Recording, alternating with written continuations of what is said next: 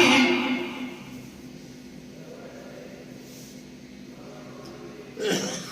مال دولت کی کوئی کمی نہیں تھی ان کے پاس، ان کے آباء و اجداد، ان کا خاندان بڑا خاندان تھا،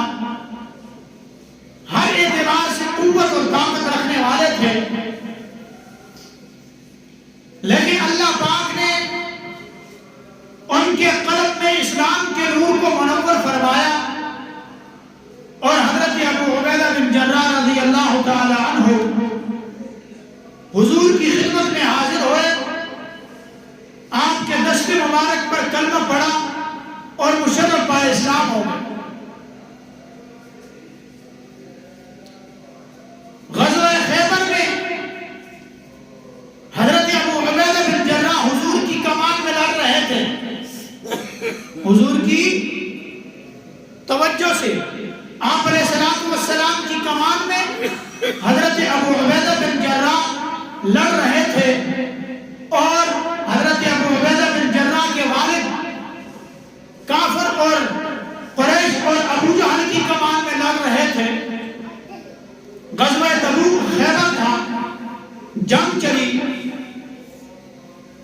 گھمسان کی لڑائی میں حضرت ابو عبیدہ بن جراح کے سامنے ان کے والد آ گئے۔ والد نے کہا کہ بیٹے اپنے آباء و اجداد کے دین کی طرف واپس لوٹ آ، اب بھی میں تجھے کہہ رہا ہوں۔ ابو عبیدہ بن جراح نے انکار کیا، والد نے سختی کی کہ جنگ کا موقع ہے، ہم آمنے سامنے ہیں، اب بھی میں تمہیں دعوت دیتا ہوں کہ محمد کے دین کو، محمد کے دامن کو چھوڑ دے، اپنے آباء و اجداد کے دین اور مذہب کی طرف واپس لوٹ آ۔ ابو عبیدہ بن جراح نے انکار کیا اور کہا کہ کبھی بھی نہیں ہو سکتا، زمین و آسمان کا نظام بدل سکتا ہے، زمین اوپر جا سکتی ہے، آسمان نیچے آ سکتا ہے، تارے بکھر سکتے ہیں، چاند کے ٹکڑے ہو سکتے ہیں، لیکن حضور پاک صلی اللہ علیہ وسلم کے دامن میں آپ علیہ السلام کا دامن پکڑ لیا ہے، تلفظ نبوت میں بیٹھ چکے ہیں، آپ کے دست مبارک پر کلمہ پڑھ کر زندگی آپ کی غلامی کے نام کر دی ہے، اب کبھی بھی حضور پاک صلی اللہ علیہ وسلم کی غلامی سے، آپ کے دین سے واپس نہیں لوٹ سکتا۔ یہاں تک نوبت آ گئی کہ باپ اور بیٹے کا آمنا سامنا ہوا، تلوار چلی اور بیٹے ابو عبیدہ بن جراح نے والد کا سر قلم کر کے وہ سر اٹھایا،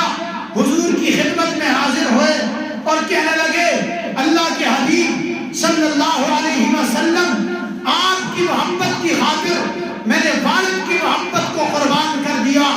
آپ سے ایمان کی خاطر والد کی محبت کو، والد کے مقام کو قربان کر دیا، آپ کی محبت کی خاطر آپ پر ایمان لانے کی وجہ سے میں نے اپنے والد کا سر قلم کر کے آپ کے سامنے رکھ دیا ہے۔ سرکار دو عالم صلی اللہ علیہ وسلم نے فرمایا کہ بیٹے ابو عبیدہ بن جراح،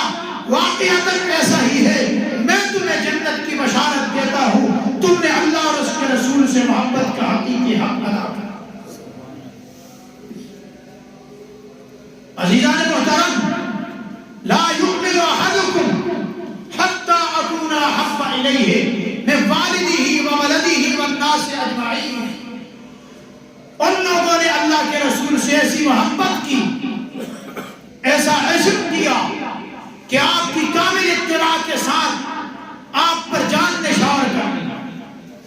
اور آج کی گفتگو کا عنوان اور مقصد یہی ہے کہ ہم عشاق محمد کا تذکرہ کریں، اپنے ایمان کو، اپنے قلوب و اذہان کو ان کے تذکرے سے جلا بخشیں، کہ ہمیں معلوم ہو کہ حقیقی معنی میں محبت کرنے والے کیسے لوگ ہوا کرتے تھے۔ حضرت صدیق اکبر رضی اللہ تعالی عنہ، جو نبوت کے سب سے پہلے جانشین اور نبی کی مسند کے سب سے پہلے جانشین